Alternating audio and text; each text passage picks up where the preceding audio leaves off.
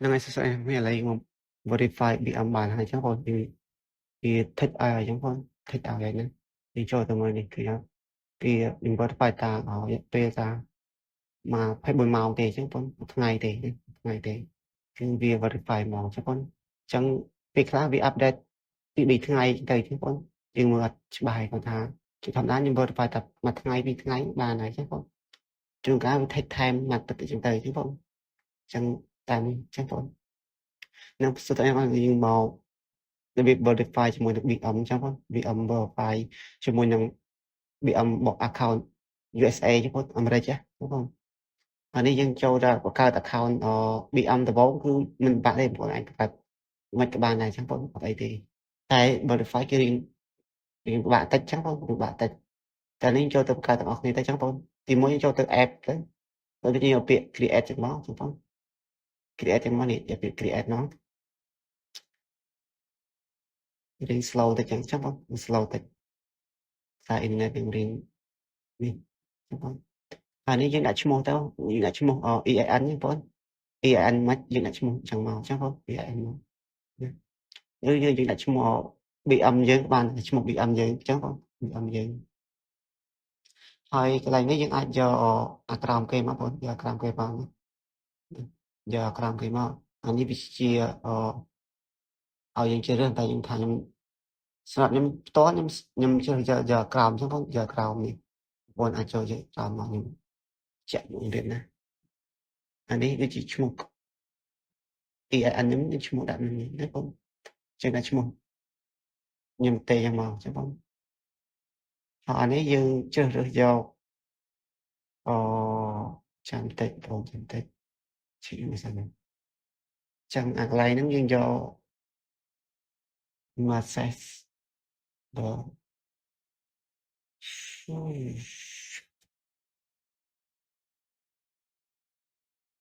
យក order មកបងយក order មកណាកន្លែងហ្នឹងណាយក order មកហើយបន្តបន្តិចយើងយក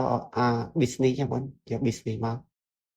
ណាហើយបន្តបន្តិចយើងដាក់ឈ្មោះ EIN យើងបង EIN យើងហើយអានេះlog ជាមួយនឹង password Facebook ហើយ password ខុសអត់ចូលណាចូល password ខ្ញុំឧស្សាហ៍ដូរបងដូរចឹងផ្លេចកន្លែងហ្នឹងខ្ញុំដាក់ឲ្យ password ចូលសិនការ verify គឺមិនពិបាកទេបងគឺមិនពិបាកទេណាគឺងាយស្រួលទេណាងាយស្រួលទេអ្វីដែលពិបាកគឺឯកសារតែបងឯកសារដែលយើងយកមក verify ចឹងបងដូចជា website ហ្នឹងទៅដូចជាលេខទូរស័ព្ទហ្នឹងទៅចឹងបង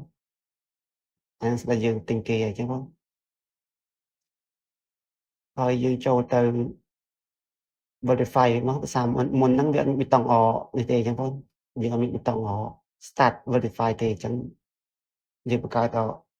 យើងចុចមិញដើម្បីចាប់ដើមប៊ីតុងset up អញ្ចឹងបងចូលយើង get start អញ្ចឹងមកហើយនេះខ្ញុំដាក់ឈ្មោះអានេះបងប្អូនចង់ដាក់verify ជាមួយនឹងអាមេរិកទៅចង់ដាក់មួយខ្មែរទៅសាច់បងប្អូនទេអញ្ចឹងបងតែខ្ញុំមានឯកសារអាមេរិកស្រាប់ខ្ញុំដាក់អាមេរិកទៅអញ្ចឹងបងអានេះខ្ញុំមាន EIN ខ្ញុំឈ្មោះខ្ញុំ set ជាមួយនឹងLLC អញ្ចឹងបងខ្ញុំដាក់ LLC មក private company អញ្ចឹងបងហើយនេះយើងអាចដាក់ធម្មតាទេនេះឈ្មោះរបស់យើងអញ្ចឹងបងដាក់address របស់យើងណាបងដាក់តាមយើងទៅដាក់ address fake ក៏បានដែរបញ្ហាទេបង fake ក៏បានដែរបញ្ហាទេឡើយណាអ្វីដែលសំខាន់គឺឯកសារយើង verify អញ្ចឹងបង verify ទេណាអានេះយើងដាក់យកក្រៅមកអញ្ចឹងផងយើងយកក្រៅមកណាយើងដាក់ my business លេខមកលេខហើយនេះយើងយកខ្ញុំ verify ជាមួយនឹងemail អញ្ចឹងផង email បងប្អូនអត់មានកន្លែងហ្នឹងបងប្អូនអាចយកលេខទូរស័ព្ទក៏បានដែរអញ្ចឹងបងតែគាត់ថាខ្ញុំ recommend បងប្អូនប្រើ email ណា email របស់យើងហ្នឹងនេះយើងយកអាក្រោមក្បាលលើក៏បាន អូយកន្លែងហ្នឹងសំខាន់យើងបង្កើត EIN បងប្អូនបើយើងអត់មាន EIN ទេយើង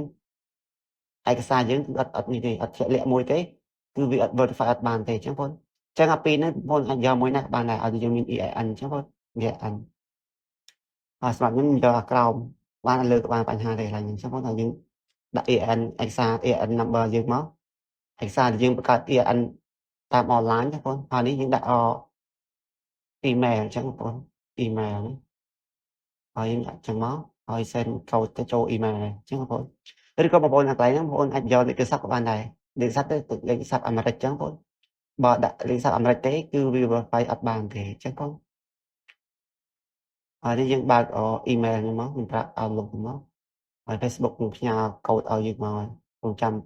2 3នាទីអញ្ចឹងបង2 3នាទីណា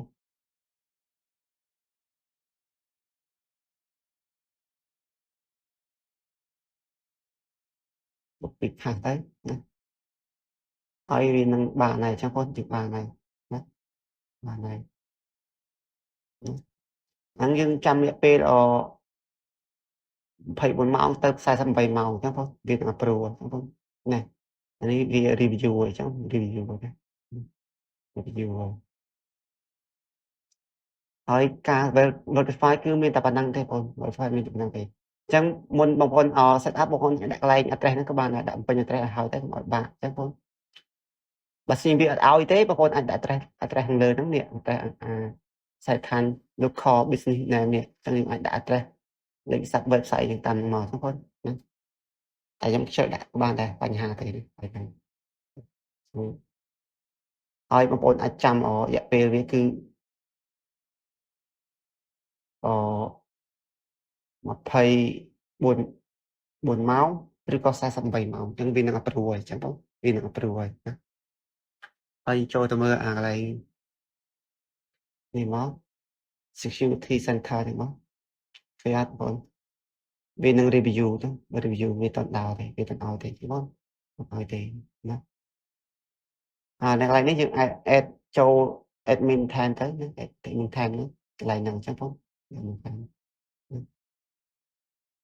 ខេឥឡូវយើងបន្ទាប់ពីយើង verify បាន24ម៉ោងហើយអញ្ចឹងវា approve ហើយសម្រាប់ខ្ញុំតែមួយយប់ទេ24ម៉ោងអញ្ចឹងវា approve ឲ្យមកបង approve ឲ្យមកតែសំខាន់កន្លែងហ្នឹងបងអូនត្រូវverify ជាមួយនឹងaccount ពិតណាបងអូន account SIM យើងណា account SIM យើងឈ្មោះអីទាំងអស់គឺ IAN ណាអញ្ចឹងបង EIN អញ្ចឹងអត់វា approve អញ្ចឹងបងអញ្ចឹងខ្ញុំមានតែបងប្អូនបើគាត់ថាសំខាន់បងប្អូនជួយfollow page ណាសម្រាប់ page សម្រាប់ follow page សម្រាប់បងប្អូនមានYouTube បងប្អូន channel សម្រាប់ channel YouTube បងប្អូនជួយ subscribe នឹងផងណាដើម្បីទទួលបានវីដេអូថ្មីៗទៀតអូខេ